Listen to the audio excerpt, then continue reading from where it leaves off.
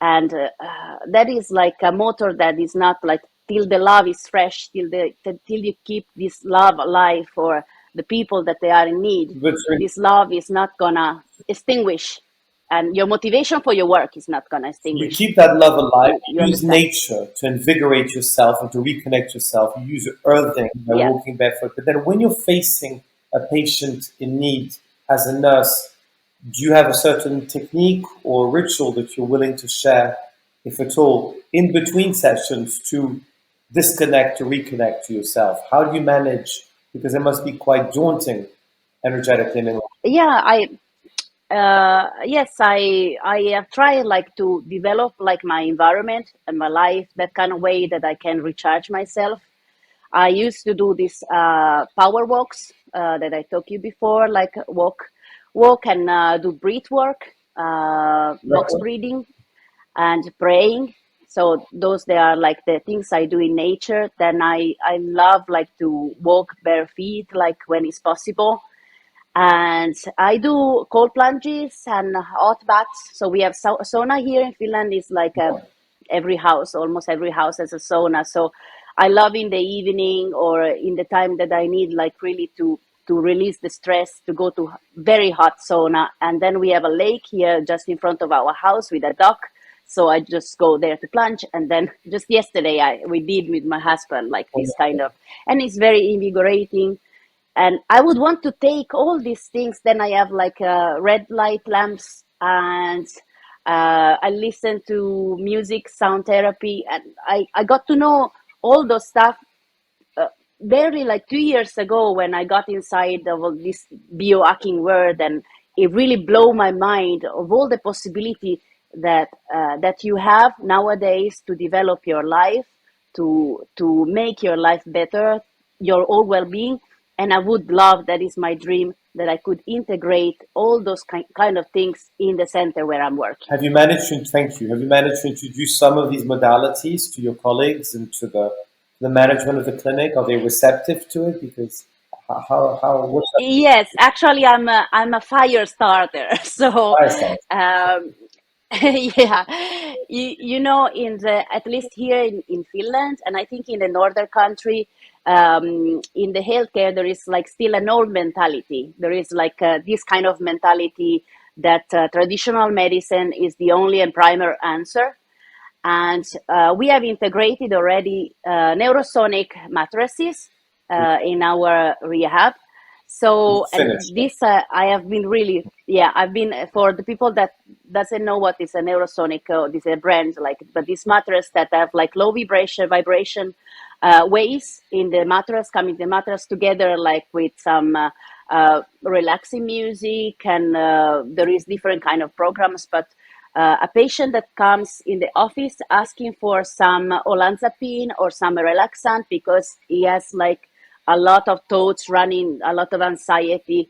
Now we have sent those patients and say, you see, go 20 minutes in the mattress, and then if you need, come back and I give you the medicine. And we saw that 70%, I can say like really bravely, 70% of our patients, they don't come back anymore for the olanzapine. They are very satisfied, like with what the mattress have given, the relaxation that they have get, like, and they are ready to go to sleep.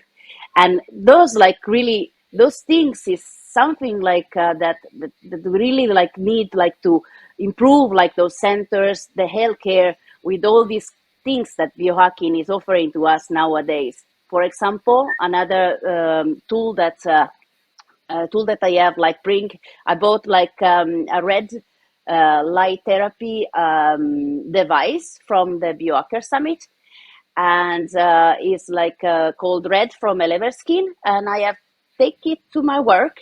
And there is like patient that they just like ask for Panadol, like for paracetamol for pain, for chronic pains or for joint pains or muscle pains, like they would be candies. And basically, nurses just they give them when people ask, they just give like here you are, here you are, here you are. And what is happening that those like painkillers, they are uh, first they're not good to your body. They are really heavy in your body. how your body process your gut, how your gut and then your liver. So sorry. And so in the long terms, when you learn to take those like just automatically, you get bad consequences. So I have bring like this machine in the work, and I have give them to try.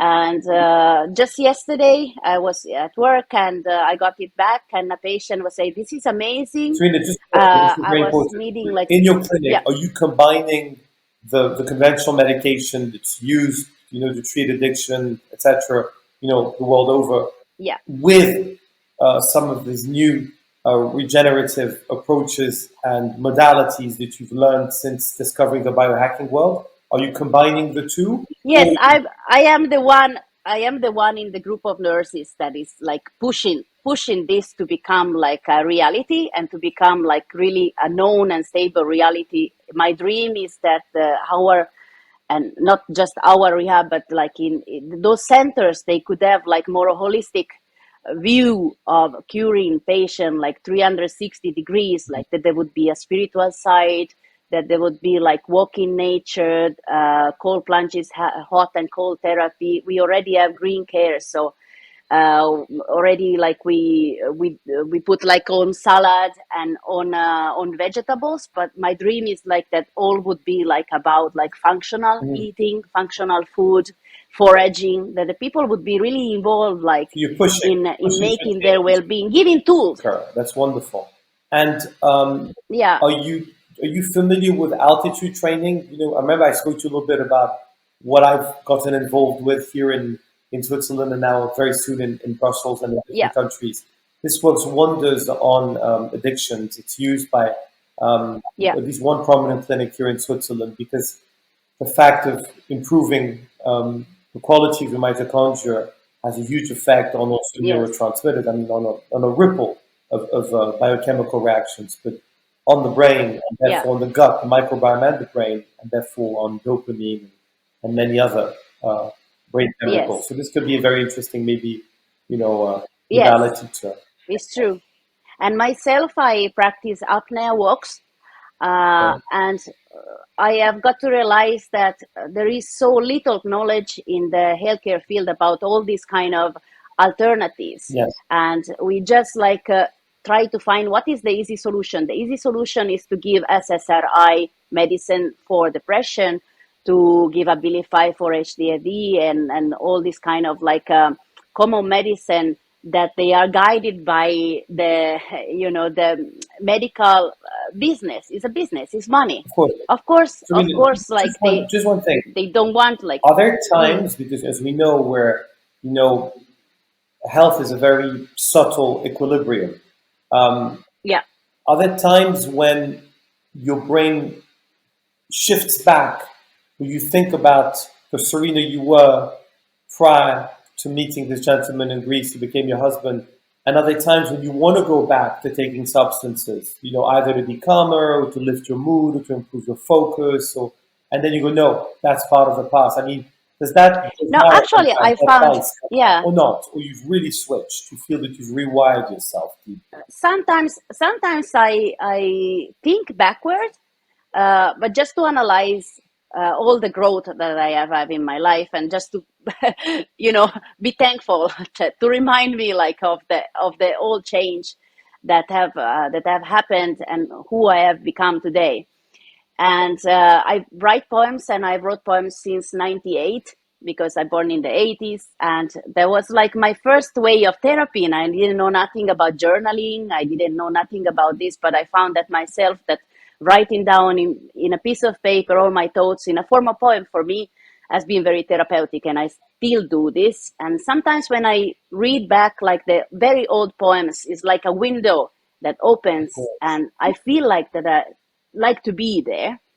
And um, now I know that there is better solution. For example, like I daily take ashwagandha, and ashwagandha for me has been like a wonderful help, like to calm down, to quiet down, to focus. Matcha, for example, I take functional mushrooms like lion's mane, B vitamins, and that kind of combination. Beautiful. And think about that in those rehabs, vitamins have to be prescribed by the doctor. You cannot take any supplements. Not to speak that functional mushroom, they are seen by the healthcare like magical mushrooms. Mhm.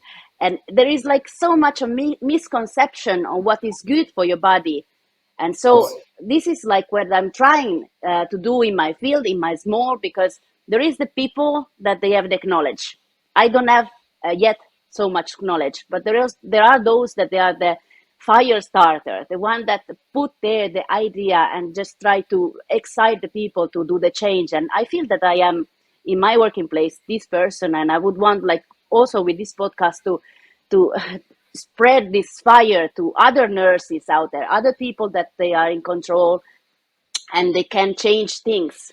So, But so I think there is a need of change. there There is, is a big need thank, of change. thanks to me, because Mm, nurses are in a beautiful position here where they can, you're constantly interfacing between the practitioners, mm, the mm. conventional, the more orthodox ones, the more open-minded ones, as well as patients. So I think what's really important here is if you continue giving small conferences to groups of nurse and then collecting data from your results with Yeah, patients and then showing the results one person at a time, one patient at a time, gradually, and then spreading the word. yeah, Hopefully, we'll have more of these, chats together, and I'll do everything I can to spread your news, your yes. transformation to many people, across the world, because I think it's very important for people to understand that Yeah, change. and when people, when somebody, yeah, and when somebody has the possibility to try and to understand the change in his own life, then he has like a higher possibility to be the one transmitting because he has proved by the change in his own life. Of course.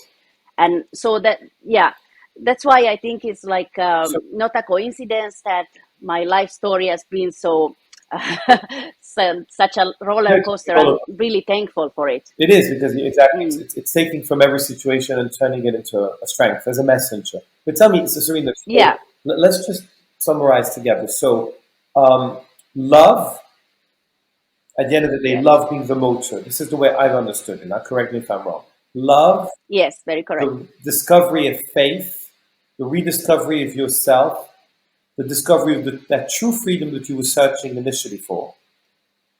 Yeah. Move to Finland, finding someone stabilizing, grounding, who brings a lending ear and a lending hand to you, who helps you believe in yourself. Then Yes. um, your connection to writing, which you already had before, so you continue your discovery of music, your discovery then of different modalities such as red light. Are there any other things that you're including in your toolbox for yourself, which you're then, as a fire starter, introducing in the hospital with patients and other nurses or not? I mean, are there any secrets or discoveries of yours that you feel have worked for you and are therefore also working for others? Yes, I think that when you experience like something so powerful in your life and you can communicate that to other people, that you create also like in your working place like a community, and that the feeling of community, the feeling of working together for the same mean is what is really beautiful, and is what I have find also in my renewed Christianity.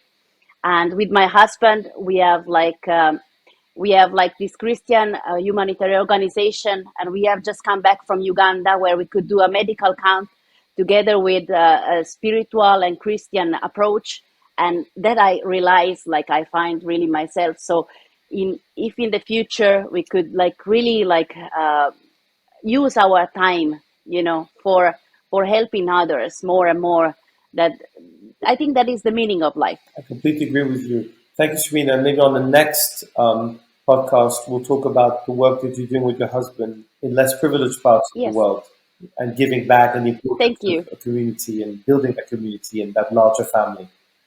Serena, thank you very much for being here today, for sharing your story, and we look forward to welcoming you for some more conversations together. Thank you so much, Karim, and it was so pleasurable to be here with you.